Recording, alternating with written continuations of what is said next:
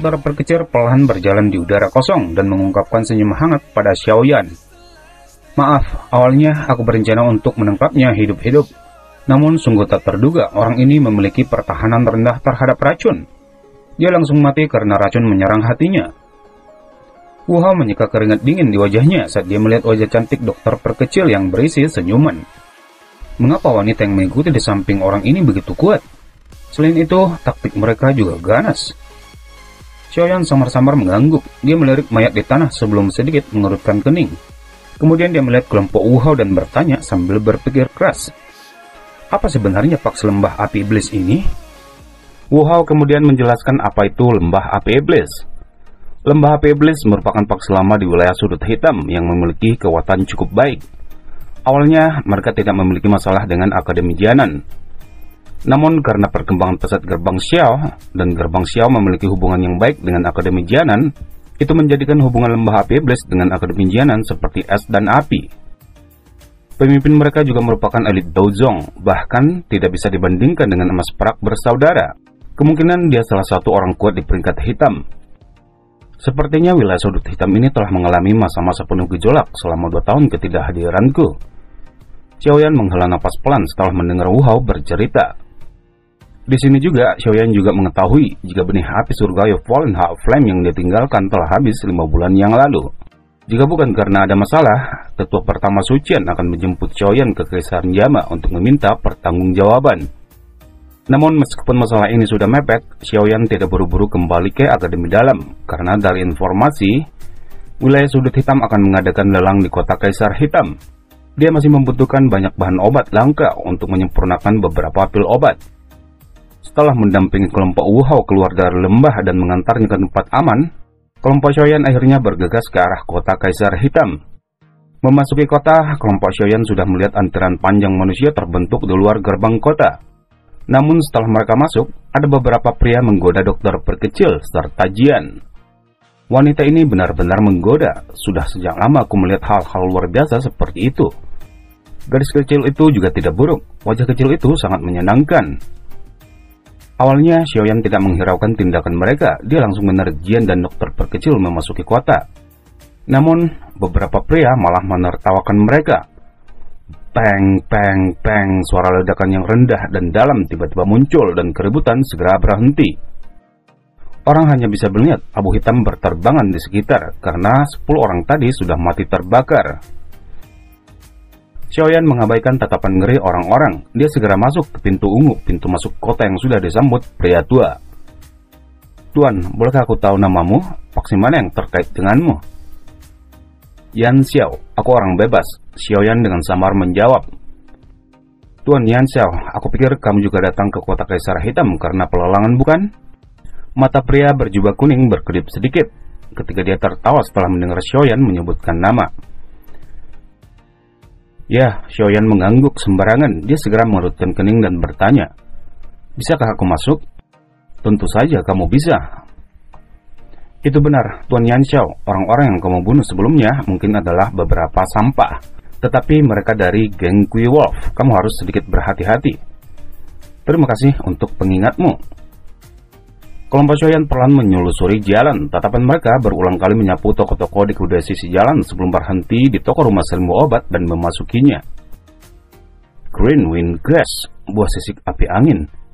Tatapan Xiaoyan menyapu bahan obat yang ditempelkan di meja. Bahan-bahan obat ini yang mungkin dia butuhkan.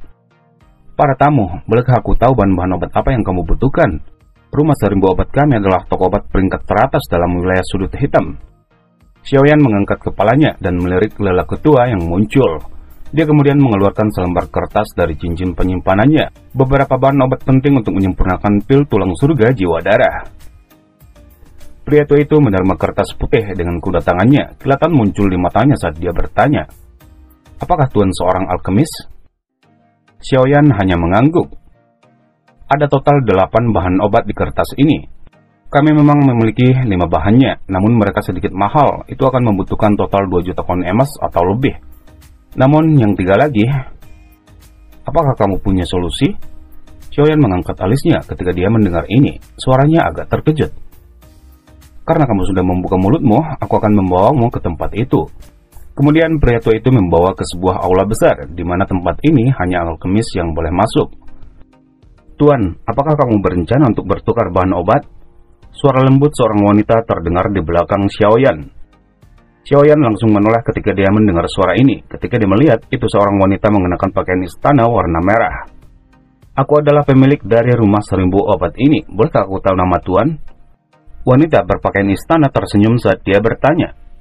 "Kamu dapat memanggilku Yan Xiao." Xiaoyan samar-samar tersenyum, namun kehati-hatian meningkat di dalam hatinya. "Aku rasa kamu juga harus sadar mengapa aku datang ke sini. Bolehkah aku tahu jika kamu memiliki 3 bahan obat yang aku butuhkan?"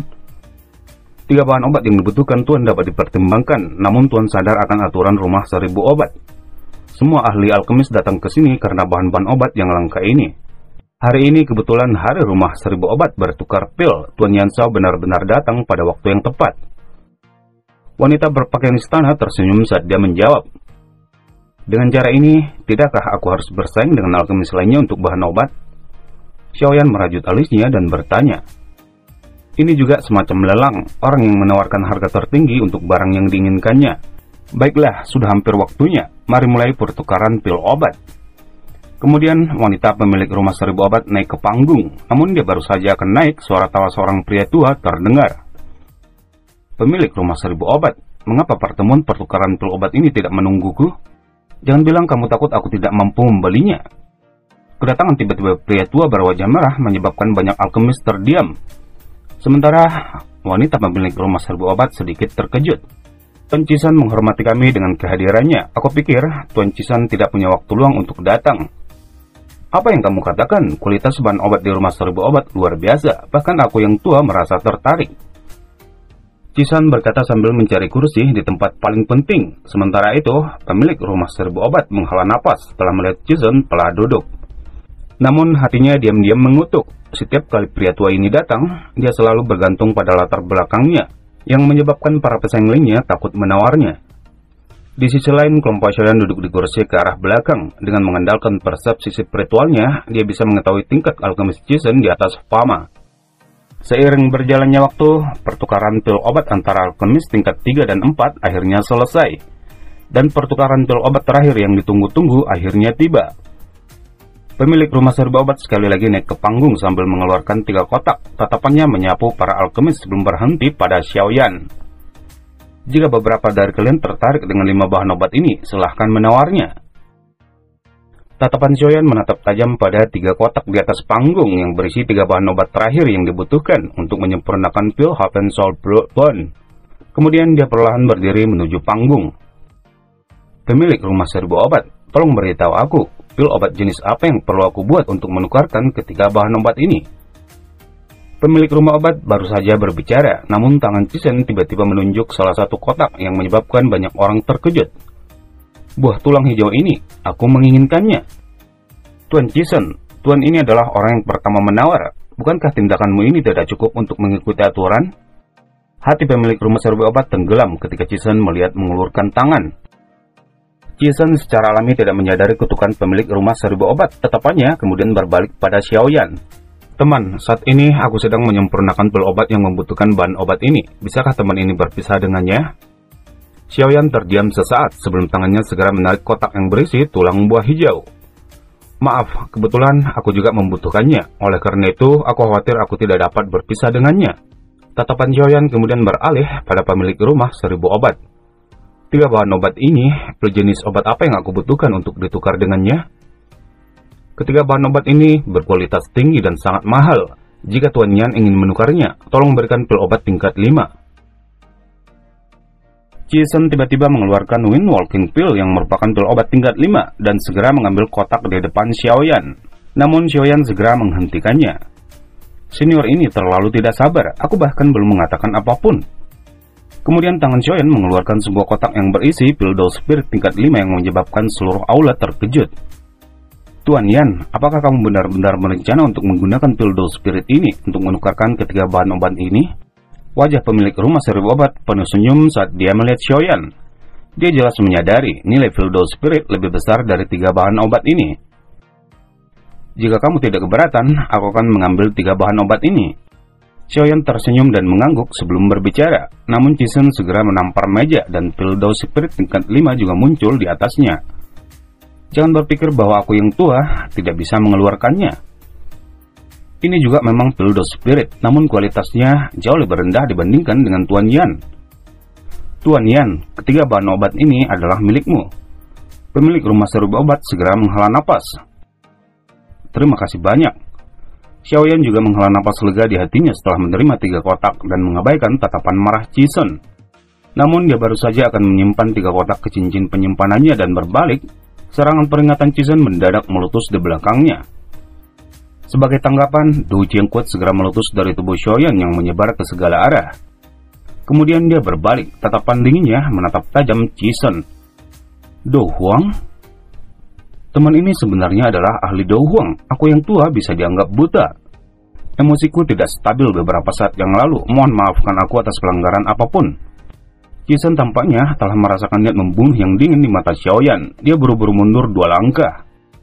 Jangan berpikir bahwa aku tidak berani membunuhmu hanya karena kamu alkemis top dalam sekte iblis hitam. Pada saat yang sama, 2 sosok manusia perlahan berjalan ke sisi Xiaoyan saat dia berbicara. Kata-kata Xiaoyan menyebabkan wajah Cisen berkedut.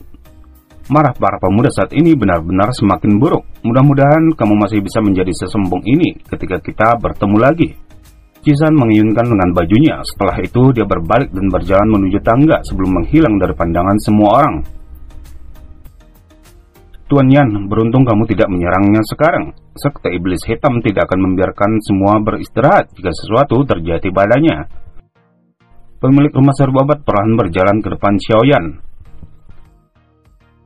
Terima kasih untuk pengingatmu. Xiaoyan tersenyum dengan sikap tidak biasa. Dia ragu sejenak sebelum bertanya. Bolehkah aku tahu apakah pemilik Yao pernah mendengar tentang air liur transformasi tubuh Bodhisatta? Menurut apa yang aku ketahui, ada sejenis pohon kuno misterius di dalam gunung yang jarang penduduknya. Itu bernama pohon kuno Bodhisatta. Akar pohon ini terkubur jauh di bawah tanah, secara bertahap akan membentuk benda tebal berbentuk hati. Orang akan menyebutnya hati Bodhisatta. Namun pohon kuno Bodhisatta butuh ribuan tahun untuk membentuk hati Bodhisatta. Sementara air liur transformasi tubuh Bodhisatta adalah benda misterius yang dikeluarkan dari permukaan hati Bodhisatta. Mata Xiaoyan sedikit cerah saat mendengar ini. Ini adalah pertama kalinya dia mendengar informasi yang berkaitan dengan air liur transformasi tubuh Bodhisatta. Jika air liur transformasi tubuh Bodhisatta dikonsumsi, ini memiliki efek mengubah tubuh seseorang dan meningkatkan konstitusinya. Adapun hati Bodhisatta itu mampu secara bertahap menggantikan hati dalam tubuh seseorang. Dengan cara ini, hati Bodhisatta ini dapat dianggap sebagai objek misterius. Apakah kamu tahu di mana pohon Bodhisatta ini? Xiaoyan perlahan pulih dan mengajukan pertanyaan lain. Tuan Yan benar-benar tahu cara bercanda. Namun, jika itu hanya air liur transformasi tubuh Bodhisatta, itu tidak sesulit yang Tuan Yan bayangkan. Aku telah mendengar, kebetulan ada item dalam lelang skala besar yang diadakan oleh sekte Kaisar Hitam kali ini. Namun, kamu harus berhati-hati, akan ada banyak faksi kuat yang akan hadir. Xiaoyan mengangguk sedikit. Terlepas dari apakah air liur transformasi tubuh Bodhisatta itu terkait dengan hati Bodhisatta, dia harus mendapatkannya untuk membantu dokter perkecil mengendalikan tubuh racun menyedihkan. Terima kasih banyak telah memberitahuku ini. Xiaoyan menangkupkan tangannya dan berbicara dengan senyum dan sopan. Dia kemudian memimpin dokter perkecil dan Jian untuk keluar dari rumah seribu obat. Kemana kita harus pergi selanjutnya? Dokter perkecil tiba-tiba bertanya setelah keluar dari rumah seribu obat. Mari kita pergi apa yang disebut Papilium Kaisar Hitam. Namun, pertama-tama kita harus mencari tempat tinggal sebelum kita dapat menyempurnakan pil obat. Xiaoyan menyuarakan pikirannya. Papilium Kaisar Hitam merupakan tempat khusus yang digunakan oleh kota Kaisar Hitam untuk menghibur beberapa ahli terkenal dari wilayah sudut hitam, atau mereka pemimpin dari faksi tertentu. Di depan pintu masuk Papilium Kaisar Hitam, ada seorang pria berpakaian biru untuk berjaga-jaga. Tempat ini adalah tempat sekte Kaisar Hitam menghibur para tamu VIP. Bolehkah aku tahu jika kamu memiliki tablet? Tatapan Xiaoyan dengan lembut menyapu pria tua berjubah biru di depannya. Dia dapat merasakan bahwa kekuatan orang ini berada di level Do Huang bintang 7. Xiaoyan kemudian menengkupkan tangannya ke pria tua berjubah biru saat pikiran ini melintas di dalam hatinya. Setelah itu, dia menyerahkan tablet yang diberikan oleh tetua di pintu masuk kota. Aku adalah tetua dari sekte Kaisar Hitam, Chaya Cheng. Kalian bertiga terlihat tidak dikenal. Bolehkah aku tahu menanyakan namamu? Yan Xiao, orang yang tidak dikenal. Aku baru saja memasuki wilayah sudut hitam belum lama ini. Aku bergegas ke sini karena mendengar bahwa kota Kaisar Hitam mengadakan lelang berskala besar. Baiklah, silahkan masuk. Akan ada seseorang yang akan membawamu ke kamarmu. Chaya Cheng tersenyum dan sedikit mengangguk. Kelompok Xiaoyan baru saja memasuki gedung. Seruan yang jelas tiba-tiba terdengar di belakang mereka. Tetua pertama Fang Yan dari Lembah Api Iblis telah tiba. Apakah itu orang-orang dari Lembah Api Iblis? Xiaoyan menyipitkan matanya dan mengamati pria tua berambut merah yang memiliki kekuatan di level puncak Dao Huang. Tidak heran Lembah Api Iblis ini bisa bertarung dengan Akademi Jianan. Kekuatan mereka memang kuat. Orang berjubah abu-abu yang berjalan di belakang kelihatannya sedikit aneh. Dokter perkecil dengan lembut berbisik sementara Xiaoyan tenggelam dalam pikirannya. Xiaoyan juga terkejut ketika mendengar ini. Tatapannya bergerak sebelum akhirnya berhenti pada pria berpakaian abu-abu dalam kelompok Lembah Api Iblis. Dia juga merasakan perasaan aneh dan agrab dari orang ini, namun dia tidak dapat petunjuk apapun. Baiklah, mari kita pergi mencari kamar kita. Memasuki gedung, seorang pelayan langsung memeriksa tablet Xiaoyan. Kemudian pelayan ini memberitahu mereka bertiga tentang lokasi kamar mereka dengan senyuman. Xiaoyan tidak terburu-buru memasuki kamarnya karena masih pagi. Dia memimpin dokter perkecil dan Jian memasuki aula besar sebelum menemukan tempat duduk di samping jendela. Duduk di kursinya, Xiaoyan sejenak mengangkat cangkir tehnya, namun hatinya berulang kali mengingat orang yang berjubah abu-abu yang telah dia lihat sebelumnya. Aura orang itu dari awal sangat aneh, meskipun kelihatannya sangat lemah. Namun bisa dikatakan bahwa orang itu jelas bukan orang biasa seperti muncul di permukaan. Dokter perkecil dengan lembut berbicara.